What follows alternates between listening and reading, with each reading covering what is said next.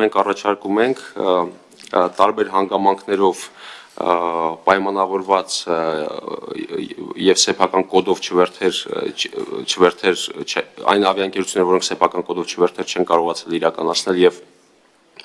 եւ օգտագործել են այսպես կոչված TATS լիզինգի կամ ACMI լիզինգի պայմանագրերով օդանավեր, այսինքն այլ ավիաընկերությունների այդ չվերթը իրականացնելու համար կարող են այդ ուղղությունների համար, որոնք որ այդ բային նոր են եղել եւ չեն կարողացել օգտվել, այս օրենքը ուժի մեջ մտնելուց հետո 1 տարվա ընթացքում նորից հայտ ներկայացնել եւ օգտվել այդ արտոնությունից։ Սա փոփոխություններից մեկն է եւ երկրորդ փոփոխությունը այդ օդի տուրքից ազատման արտոնությունը գործող օրենսդրությամբ տրամադրվում է 3 տարի, 2 տարի երկարաձգելու հնարավորությամբ, հաշվի առնելով, որ շատ ուղղություններ արդեն 5 տարին լրանում է եւ այդ ուղղություններով ունենք բավականին դրական արդյունք, մենք առաջարկում ենք, որպեսզի երկարացումը լինի 2 անգամ 24 ամսով, այսինքն 2 անգամ 2 տարի հնարավորություն ենք տալիս,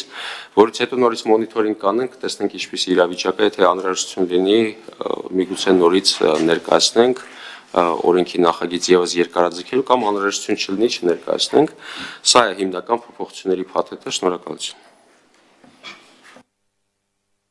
Շնորհակալություն, պարոն Սիմոնյան, ես մի հարց ունեմ, ժամանակին, երբ նոր ուղղությունների համար այս արտոնությունը քննարկվում էր, նաև քննարկվում էր ընդհանրապես օդի տուրքի չեղարկման հարցը, որ խնդրեմ կպարզաբանեք ընդհանրապես այս տուրքի իմաստը որն է ժամանակի ներդրման, բացի ֆիսկալ նպատակից այլ նպատակ հետապնդում էր թե չէ, ներկայումս քննարկվում է մի որոշակի փուլում ընդհանրապես այս տուրքից հրաժարվելու տարբերակ։ Շնորհակալություն, պարոն Թունյան, հարցի համար։ Ի սկզբանե, որքանով ինձ հայտնի է, այդ օդի տուրքի կիրառման իմաստը եղել է այդ գումարները, որոնք կհավաքագրվեն, ուղղել ավիացիայի զարգացմանը, այսինքն ինդուստրիայի, թե ավիացիոն իշխանությունների կարողությունների եւ այլն, ընդհանրապես այդ ոլորտի զարգացմանը եւ դա է եղել հիմնական նպատակը։ Այն գործիքակազմը, որ կիրառվել է 19 թվականից, ինքը բավականին լավ գործիքակազմ է նոր ուղղություններ խթանելու տեսանկյունից։ Եթե մենք դիտարկենք օրինակ ամբողջությամբ օդի տուրքը հանելու եւ բոլոր ուղղություններով միանման պայմաններ ստեղծելու հնարավորությունը օդի տուրքի տեսանկյունից,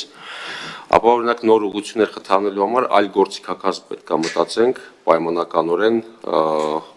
այդ թվում այսօր նաև մտածել ենք որոշակի, որովհետև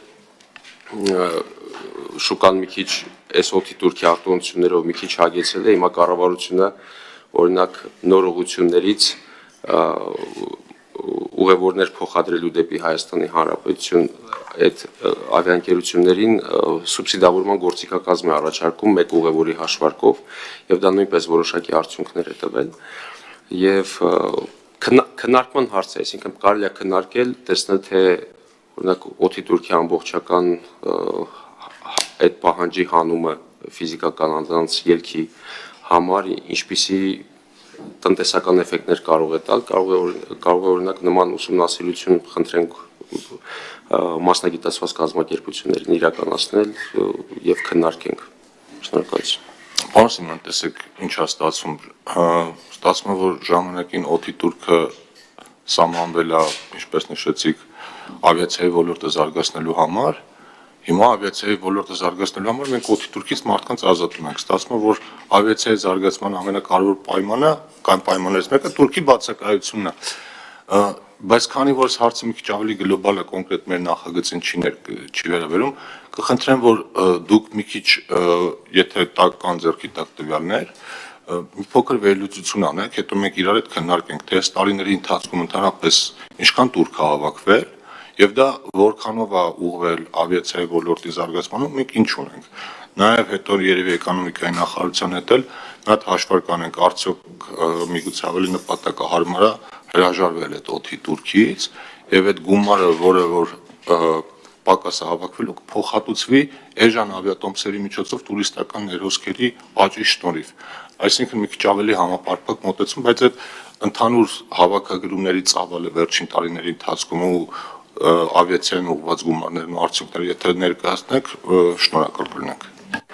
Այս պայն հստակ թվերը չկա ձեռքիս տակ, բայց շուրջ 15-ից 16 միլիարդ դրամ տարեկան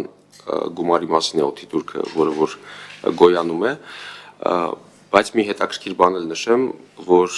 չնայած որ մենք տարբեր ուղղություններով օդի турքի արտոնություններ կիրառելով այդ ուղղությունները զարգացրել ենք պայմանական, օդի турքը չի նվազել հավաքագրվող տարեկան, այլ ավելացել է։ Այսինքն դա հիմնականում նաև պայմանավորված է, որ նաև օրինակ այն տրանզիտ հոսքերը, ոչ դասական տրանզիտը, որը որ